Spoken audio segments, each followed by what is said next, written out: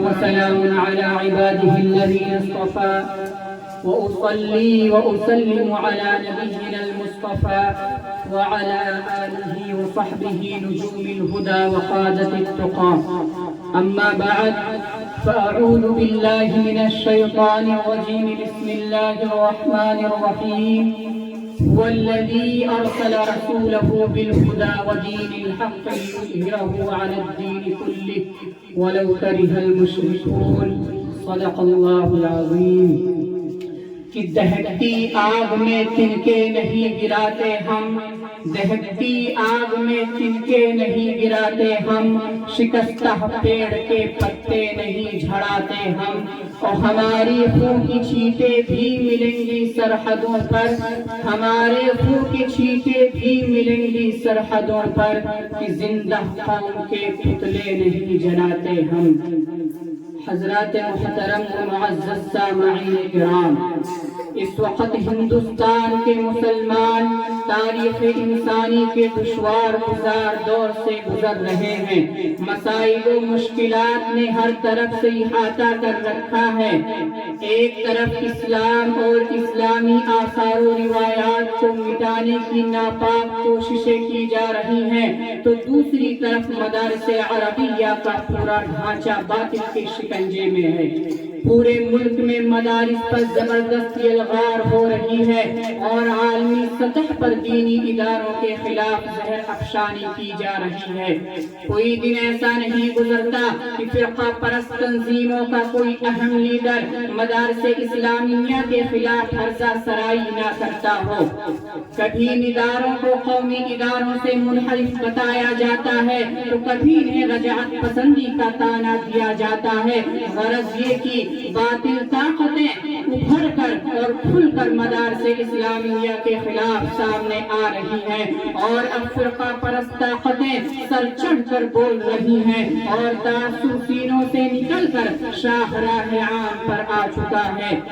RSS نے آج پورے ملک میں تعصب و عناد کا جال بچھا دیا ہے، اور وشو ہندو پریشد نے پورے ماحول میں نفرت و عداوت کا بیج بو دیا ہے، اور بجرنگ دل جیسی فاسق تنظیم عالمی سطح پر مدارس حقانیہ کی کردار خوشی میں سرگرم ہے، اور اسی پر بس نہیں بلکہ آج مدارس کو دہشت گردی کا اڈہ قرار دیا جاتا ہے۔ جی ہاں، یہ مدارس تو دین کے قلعے ہیں اور ان پر دہشت گردی کا الزام۔ افسوس پر افسوس۔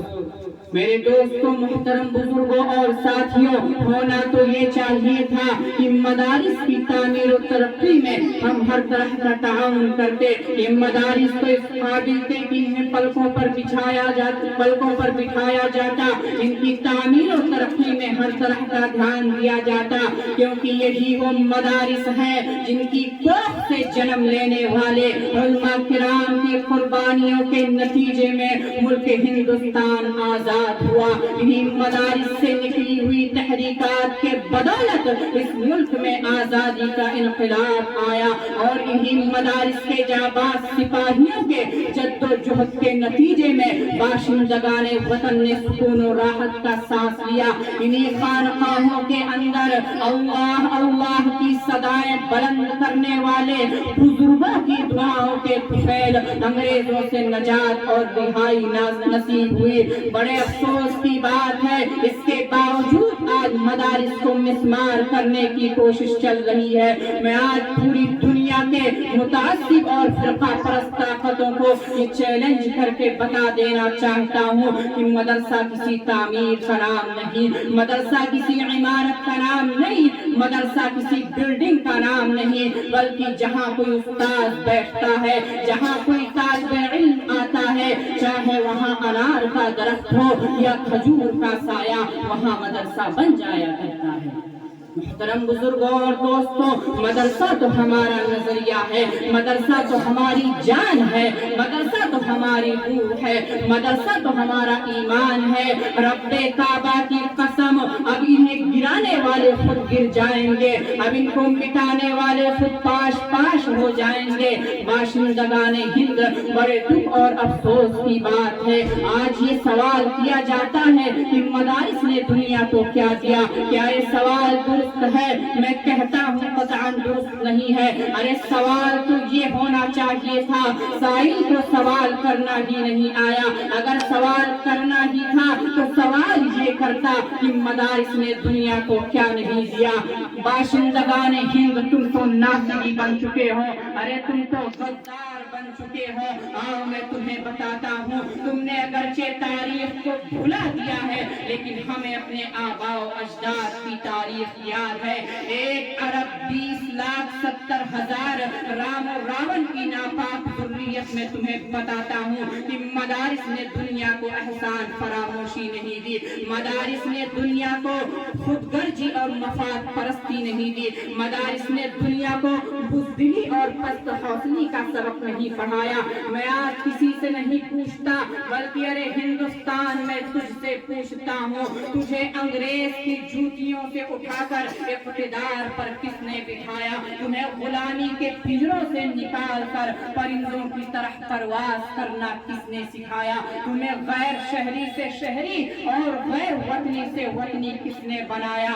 ارے ہم سے ہمارے کارنامے اور داستانیں معلوم کرنے والوں، میں کیا بتاؤں اور کہاں تک بتاؤں؟ ارے اگر تم سے ہو سکے تو ہماری داستان افریقہ کے برپا کیے ہوئے طوفان سے پوچھو، ہماری داستان مالٹا کی جیل سے پوچھو، ہماری داستان کالے پانی سے پوچھو، ہماری داستان شاملی کے میدان سے پوچھو، ہماری داستان عدالت کے کٹگھرے سے پوچھو۔ عدالت کے کٹگھرے سے ایک بات ذہن میں آتی ہے، مولانا حسین احمد مدنی رحمت اللہ علیہ انگریز عدالت کی جج کے سامنے کھڑے ہوئے ہیں۔ انگریز جج نے کہا، اے حسین احمد، میں نے سنا ہے کہ آپ نے فتویٰ دیا ہے کہ انگریزی فوج میں بھرتی ہونا حرام ہے۔ حضرت مولانا حسین احمد مدنی نے کہا، دیا کیا ہے؟ دیتا ہوں، دیتا رہوں گا، اور جب تک حسین احمد مدنی کے منہ میں زبان باقی ہے، سینے میں قرآن باقی ہے، یہ فتویٰ دیتا رہوں گا کہ انگریز کی فوج میں بھرتی ہونا حرام ہے، حرام ہے۔ مولانا جوہر قدموں میں گر گئے کہ حضرت بیان بدل دیجئے۔ حضرت نے کہا، جوہر بیان بدلتا ہوں ایمان بدل جائے گا۔ یہ حضرت مولانا حسین احمد مدنی تھے۔ انگریز جج نے کہا، آپ کو معلوم ہے اس بغاوت والی تقریر کی سزا کیا ہے؟ آپ نے کہا، تم ہی بتاؤ۔ اس نے کہا، میری قلم میں بہت قوت ہے، آپ کو تختِ دار یعنی پھانسی کی سزا دی جائے گی۔ یہ سن کر حضرت مولانا حسین احمد مدنی نے اپنی گٹھری کھولی اور کفن کا کپڑا لہراتے ہوئے کہا کہ جب میں دارالعلوم دیوبند سے چلا تھا تو اپنے ساتھ کفن کا کپڑا ساتھ لے کر آیا تھا۔ آج 26 جنوری ہے لیکن مدارس کا موضوع میں نے اس لیے اٹھایا ہے، مدارس تو اصل ہے۔ ارے مدارس تھے تو علماء تھے، علماء تھے تو ملک ہندوستان آزاد ہوا، اور ملک ہندوستان آزاد ہوا تو یوم جمہوریت کا دن ہمیں نصیب ہوا۔ 15 اگست 1947 میں ہمارا ملک ہندوستان آزاد ہوا۔ 2 سال 11 مہینے 18 دن کے اندر ہمارا سموِدھان لکھا گیا۔ سموِدھان لکھنے والا کون؟ صدر ڈاکٹر بھیم راؤ امبیڈکر۔ ارے وہ تو ایک شمار تھے۔ آج ان دلتوں کی مانو، ان شرابی کبابی فاسق و فجار دجال کے بیٹوں کی مانو تو ڈاکٹر بھیم راؤ امبیڈکر تو ناپاک تھے، لیکن نہیں، ایشور کے مطابق کہا گیا اگر کوئی نچلے طبقے کا آدمی ہے لیکن کام اچھا کرتا ہے تو اس کا درجہ برہمن یا ذات سے بھی اونچا ہو جاتا ہے۔ برہمن ہندو ذاتی کے اندر سب سے اونچی ذات کو کہتے ہیں۔ یہ کر کے دکھایا ڈاکٹر بھیم راؤ امبیڈکر نے۔ پوری دنیا میں ان کا نام ادب سے لیا جاتا ہے۔ کیوں؟ آدمی بھلے ہی چھوٹی فیملی سے بلونگ کرتا تھا لیکن کام اتنا اچھا کر گیا، پورے بھارت کو ایک ایسا کانسٹیٹیوشن دے کے گیا، ایک ایسا آئین دے کے گیا جس کی وجہ سے پوری دنیا میں ان کا نام ادب سے لیا جاتا ہے۔ آج کثرت پہ اترانے والوں، آج اقتدار پر گھمنڈ کرنے والوں، تم یہ بات بھول چکے ہو کہ تمہاری طاقت انگریز کی حکومت سے زیادہ طاقتور نہیں، تمہاری یہ شاطرانہ چال انگریزوں سے تیز نہیں۔ یاد رکھو، اگر تم باز نہ آئے تو آج میں کھل کر یہ پیغام دے رہا ہوں کہ سرفروشی کی تمنا اب ہمارے دل میں ہے، سرفروشی کی تمنا اب ہمارے دل میں ہے۔ دیکھنا ہے زور کتنا بازوئے قاتل میں ہے۔ آج تم یہ کہتے ہو، آج تم جگہ جگہ پوسٹر لگوا کر کہتے ہو کہ میرا بھارت مہان، میرا بھارت مہان۔ ارے میں تم سے پوچھتا ہوں کہ تم کہتے ہو کہ میرا بھارت مہان ہے، اس بھارت کو مہان کس نے بنایا؟ آج تم کہتے ہو کہ مسلمان اس ملک سے محبت نہیں کرتا، ارے مسلمان اس ملک سے، اس وطن کی مٹی سے اتنی محبت کرتا ہے کہ کہا گیا ہے اگر جب مسلمان نماز پڑھنے کا ارادہ کرے اور وضو کے لیے پانی نہ ملے تو اس ملک کی مٹی سے تیمم کر کے مسلمان نماز پڑھ سکتا ہے، اس کی نماز ہو جائے گی۔ آج تم کہتے ہو مسلمان محبت نہیں کرتے، مسلمان اس ملک سے، اس وطن سے اتنی محبت کرتا ہے کہ جنرل ڈائر نے جب جلیانوالہ باغ ہتیا کانڈ میں گولی چلائی تھی تو انگریز جج نے پوچھا گولی کیوں چلانی پڑی، تو کہا گیا کہ مسلمان بھاگ رہے تھے اس وجہ سے گولی چلانی پڑی۔ اور ضبط عبدالغفار خان نے شیر کی طرح دہاڑ مار کر کہا تھا کہ اگر جتنے مسلمان ہیں ان میں سے کسی ایک کی پیٹھ پر گولی دکھا دو گے، آج ہی سے اور اسی وقت سے مسلمان آزادی کے سنگرام سے ہٹ جائیں گے۔ خدا کی قسم 5 مہینوں تک پوسٹ مارٹم چلتا رہا، 76 مسلمانوں کی لاشیں ملی لیکن کسی کی پیٹھ پر گولی نہیں، سب کے سینے پر گولی لگی تھی۔ یہ ملک ہندوستان کا مسلمان ہے۔ آج تم ہم سے ثبوت مانگتے ہو ہندوستانی ہونے کا، آج تم ہم سے کہتے ہو سرٹیفکیٹ دو ہندوستانی ہونے کا۔ کیا ہماری وفاداری کے لیے، کیا ہماری سرٹیفکیٹ کے لیے دنیا کے اندر جتنی عمارتیں، اس ملک کے اندر لال قلعہ کی بلندی کس نے دی؟ لال قلعہ کو رونائی کس نے دی؟ قطب مینار کو بلندی کس نے دی؟ ارے آگرہ کے تاج محل کو خوبصورتی کس نے دی؟ کیا یہ سب ہماری ثبوت کے لیے، ہمارے ہندوستانی ہونے کے ثبوت کے لیے کافی نہیں؟ آج یہ سوال تم کرتے پھرتے ہو، تم جملے بازی کرتے ہو، میرا بھارت مہان، میرا بھارت مہان، بھول جاتے ہو اس بھارت کو مہان کس نے بنایا؟ ارے یہ مدارس جنہیں تم دہشت گرد بتاتے ہو، انہی مدارس کی کوکھ سے جنم لینے والے، انہی مدارس سے پیدا ہونے والے علماء کرام کے بدولت اس ملک میں آزادی کا انقلاب آیا۔ وفاداری کے لیے، کیا ہماری سرٹیفکیٹ کے لیے دنیا کے اندر جتنی عمارتیں، اس ملک کے اندر لال قلعہ کی بلندی کس نے دی؟ رونائی کس نے دی؟ قطب مینار کو بلندی کس نے دی؟ ارے آگرہ کے تاج محل کو خوبصورتی کس نے دی؟ کیا یہ سب ہماری ثبوت کے لیے، ہمارے ہندوستانی ہونے کے ثبوت کے لیے کافی نہیں؟ آج یہ سوال تم کرتے پھرتے ہو، تم جملے بازی کرتے ہو، میرا بھارت مہان، میرا بھارت مہان، بھول جاتے ہو اس بھارت کو مہان کس نے بنایا؟ ارے یہ مدارس جنہیں تم دہشت گرد بتاتے ہو، انہی مدارس کی کوکھ سے جنم لینے والے، انہی مدارس سے پیدا ہونے والے علماء کرام کے بدولت اس ملک میں آزادی کا انقلاب آیا۔ میرے محترم بزرگوں اور دوستوں، لیکن سوال یہ اٹھتا ہے کہ مجھے حقیقت بیان کا موقع دیجیے۔ حقیقت تو تلخ ہوتی ہی ہے، لیکن یہ بھی یاد رکھیے کہ اظہار حقیقت میں تاخیر کرنا بھی جرم ہے۔ سوال یہ ہے آج ہمیں یہ دن کیوں دیکھنے پڑے؟ شرپسندوں کو مدارس اسلامیہ کے خلاف زہر افشانی کا موقع کیسے ملا؟ ان اداروں پر پابندی کا مطالبہ کرنے کی ان میں سبق کہاں سے پیدا ہو گئی؟ ان قومی اداروں کو دہشت گردی کا اڈا قرار دینے کی ان میں جرأت کہاں سے پیدا ہو گئی؟ کیا اس میں ہمارا قصور نہیں ہے؟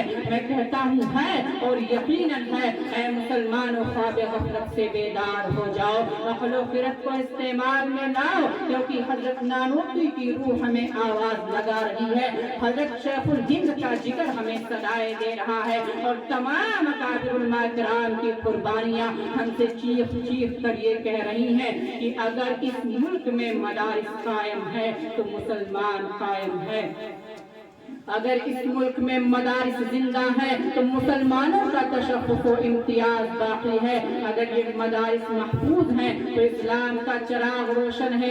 एक बात याद रखिए कि जब तक इस्लाम के अंदर, जब तक इस मुल्क के अंदर मदारिस जिंदा हैं, पढ़ने और पढ़ाने वाले जिंदा हैं, उस वक़्त तक सूरज और चांद निकलता रहेगा। लेकिन जब ये मदारिस बंद हो जाएंगे, पढ़ने और पढ़ाने वाले खत्म हो जाएंगे, रब्बे काबा की कसम सूरज और चांद निकलना भी बंद हो जाएगा।